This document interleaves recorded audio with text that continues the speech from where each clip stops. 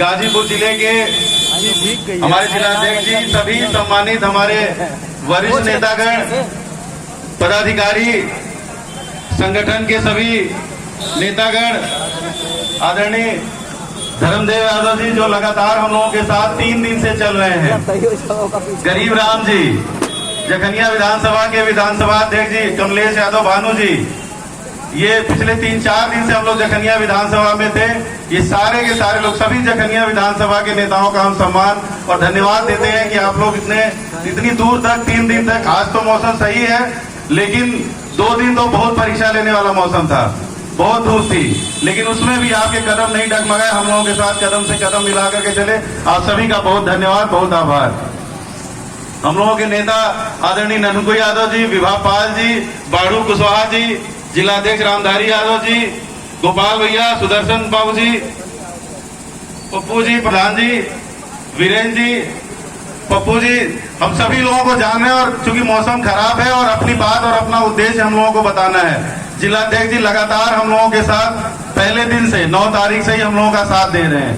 आदरणीय विधायक जी 9 तारीख से ही हम लोगों के साथ रहे। दूसरे दिन ही हम लोग जंगीपुर विधानसभा के सुवल ग्राम सभा में एक कार्यक्रम भी किया था, वहां पर भी एक इसी तरह का एक मीटिंग का बड़ा कार्यक्रम हुआ था, चौपाल लगाई गई थी। तो यही सब बात है जो जिनको लेकर के हम लोग चल रहे हैं कि इस देश में अब कुछ नहीं बचा है। जो कुछ आजादी के समय, आजादी के संघर्ष के समय जो अर्जित किया गया था, जो हमारे नेता महात्मा गांधी जी द्वारा, बाबा साहब भीमराव अम्बेडकर जी द्वारा, लोहिया जी द्वारा, नेहरू जी द्वारा जो कुछ भी लड़ करके लाया गया था, भगत सिंह का जो सपनों का भारत बना था, उस संविधान पर अब खतरा हो चुका है।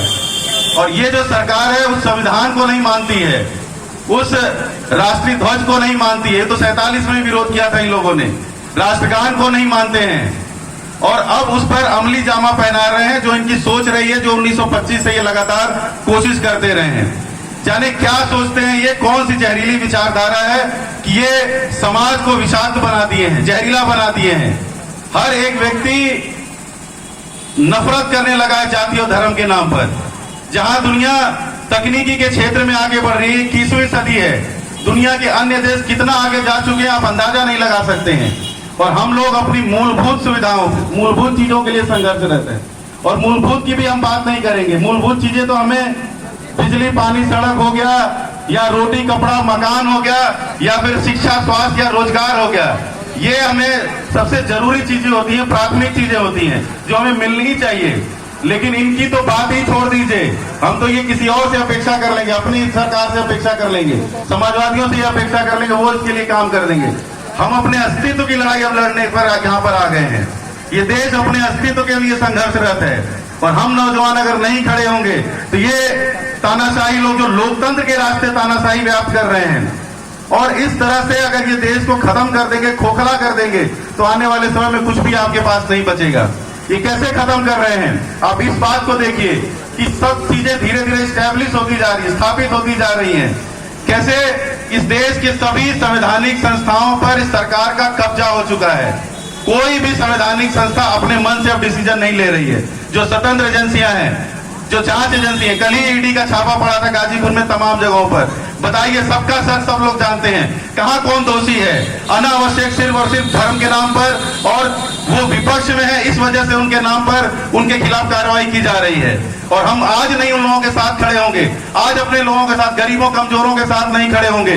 मदन यादव जी हम लोगों के साथ लगातार चल रहे हैं पहले दिन से। उनका घर गिराया जा रहा है इसलिए क्योंकि वो हमारी पार्टी के कैंडिडेट हुआ करते थे MLC के। तो इस तरह से कार्रवाई की जा रही है। हर एक ईडी हो, CBI हो, जो भी संस्थाएं, स्वतंत्र संस्थाएं हैं जिनको स्वतंत्र जांच करने का आदेश है, लेकिन वो सरकार की निगरानी में काम, सरकार के लिए काम कर रहे हैं। चुनाव आयोग ने ऐसा काम किया है। चुनाव आयोग प्रधानमंत्री कार्यालय से पूछ करके चुनाव की तिथि तय करता है। ये कितना बड़ा शर्मनाक है। जब चुनाव आयोग का गठन किया गया था तो इसलिए किया गया था कि वो न्यूट्रल एजेंसी रहेगा, वो संवैधानिक संस्था का दर्जा प्राप्त रहेगा उसे, और वो जो फैसला ले लेगा वो सभी सरकारों पर, सभी पार्टियों पर लागू हो जाएगा। लेकिन सरकार चुनाव आयोग को भी पंगु बना दिया है। चुनाव आयोग ने सोची समझी रणनीति के तहत हर तहत हर एक विधानसभा से 10 से 15 हजार वोट समाजवादियों के या जो बीजेपी के वोटर नहीं है उसके काट के खत्म किया। उसकी वजह से जो परिणाम आया है वो डिसबैलेंस है। ये परिणाम जनता का परिणाम नहीं है, ये लोकतंत्र को लूटा गया है। ये जो जनता का जनादेश है उसको लूटने का काम किया गया है 2022 में। कोई व्यक्ति नहीं चाहता था भारतीय जनता पार्टी की सरकार बने। हर व्यक्ति ये जानता है, जहां पर भी हम लोग प्रचार प्रसार में जाते थे, जहां पर भी अपनी बात रखते थे, हर तरफ से यही आवाज आती थी कि सरकार को हटाना है। और अखिलेश यादव जी का इसी गाजीपुर से जो क्रांति रथ चला था, जो परिवर्तन रथ चला था, जो विजय रथ चला था, उसी पकनपुरा से एक्सप्रेस वे पर चला था। उस जगह पर स्थिति ये हो गई थी कि शाम भोर के 4 बजे तक यात्रा चलती रही। आदमी सड़कों पर 3 डिग्री 4 डिग्री टेम्परेचर में वहीं पर खड़े रह गए, लेकिन अखिलेश यादव को अपना मुख्यमंत्री देखना चाहते थे। लेकिन चुनाव परिणाम को प्रभावित अगर किसी ने किया तो ये चुनाव आयोग ने किया है। इसलिए हम कहना चाह रहे हैं कि अब आपको खड़े होने का समय है। चुनाव आयोग नहीं बचा है आपके पास ईडी, सीबीआई, ये सब चीजें जो हैं। दूसरी तरफ जो सवाल पूछने वाली, जिसको चतुर्थ स्तंभ कहा गया मीडिया को, इस देश में पत्रकारिता नाम की कोई चीज रही नहीं गई है। कोई पत्रकार नहीं बचा रह गया जिसके पास जमीन अपना जिंदा हो। वो सवाल ही नहीं कर रहा है मीडिया से। और अगर आपको देखना हो उसकी असली हकीकत, तो अभी 9 तारीख को ही परिवर्तन हुआ है बिहार में, आप उसमें जाकर हकीकत देख सकते हैं। टीवी चैनलों पर कैसे नीतीश कुमार को और कैसे तेजस्वी यादव को बदनाम किया जाए, कैसे उनसे सवाल पूछा जाए, ये मीडिया चैनल वाले अपनी सारी मेहनत जो है वो उस पर कर रहे हैं। वो सिर्फ और सिर्फ भारतीय जनता पार्टी के एजेंडे को चलाने का काम कर रहे हैं। जो भी कथित तौर पर इस देश के मुख्य धारा के जो राष्ट्रीय चैनल है, वो सिर्फ और सिर्फ भारतीय जनता पार्टी का प्रचार करते हैं, इस सरकार का प्रचार करने का काम करते हैं, एजेंडे को बढ़ाने का काम करते हैं। दैनिक जागरण जैसा अखबार खुलेआम भारतीय जनता पार्टी का प्रचार करता है। हम तो आह्वान करेंगे पढ़ना बंद कर दीजिए उसको, उसकी प्रतियों को जला करके राख कर दीजिए। ये ऐसे अखबार, ये लोग वो काम कर रहे हैं इस देश में। अगर इमरजेंसी जैसे हालात अगर पैदा हुए हैं तो इन्हीं अखबारों की वजह से और इन्हीं पत्रकारों की वजह से, जो दिन रात इनके लिए काम करते हैं भारतीय जनता पार्टी के लिए। सरकार से कोई दिक्कत नहीं है, सरकार तमाम यहाँ पर बनती बिगड़ती रहती है। चुनाव होता है, चुनाव के बाद नई सरकार आ जाती है, लेकिन एक सरकार कोई ऐसी आ जाए जो ये कहे कि हम एक बार सत्ता में आ गए और हम इस देश के सभी संस्थानों पर, सभी सिस्टम पर, सभी संसाधनों पर, जितने भी रिसोर्सेज हमारे हैं, हर जगह पर कब्जा करेंगे और इस देश के संविधान पर, इस देश का जो आइडिया ऑफ इंडिया बनाया गया है उस पर नियंत्रण करके आने वाले समय में अपना लक्ष्य बना करके चलेंगे कि 2024 में अगर हम जीत गए तो इस देश के संविधान से सेकुलर और समाजवाद सबको खत्म करके इस देश को एक हिंदू राष्ट्र बनाने का काम करेंगे। तब हम आपसे पूछना चाहेंगे कि तब आप क्या कर लेंगे, क्योंकि जब उस समय जब आप देखेंगे तो न मुसलमान के पास कोई जगह बचेगी, न दलित के पास कोई जगह बचेगी, न पिछड़े के पास कोई जगह बचेगी। जो 2000 साल की गुलामी में जकड़ा हुआ आया हुआ है, उसको संविधान से जो सम्मान और सुरक्षा मिल रही थी, जो अधिकार मिल रहा था, वो सब खत्म होने जा रहा है। ये उसी लक्ष्य पे चल रहे हैं। अगर आपको चेक करना हो तो किसी भी भारतीय जनता पार्टी के नेता से, जो अब तो खुलेआम वो लोग बोलते हैं, लेकिन फिर भी अगर आप किनारे ले जाकर के पूछ दीजिए कि उनसे सामाजिक न्याय के बारे में, जातिगत जनगणना के बारे में, आरक्षण के बारे में, या फिर भीमराव अंबेडकर के बारे में, या समाजवाद के बारे में, तो उनका सारा का सारा सच सामने आ जाएगा।